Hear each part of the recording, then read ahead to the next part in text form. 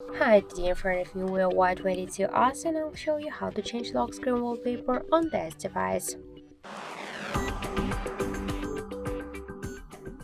So first open the settings application and then tap to lock screen on wallpaper section. Then click the wallpaper and here you'll see the static wallpaper, live wallpapers, and also you can use your local images from your device gallery or just download it from the internet or just previously taken on your device camera. And also you can download more, so you can use the online wallpapers. For example, now let's use one from these default wallpapers. Click to apply and tap set to lock screen. We can see the message that this wallpaper applied successfully.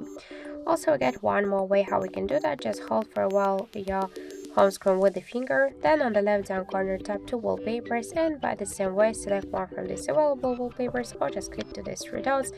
And now for example, let's use this one from these wallpapers. Here we can just change the position of the wallpaper and the lock screen. Tap on the right upper corner and one more time, local. You should switch it also here to the lock screen, not the home one, and then tap on the right upper corner. Apply it successfully. So that's it. Thank you for watching, and if you find this video helpful, don't forget to leave a like, comment, and to subscribe our channel.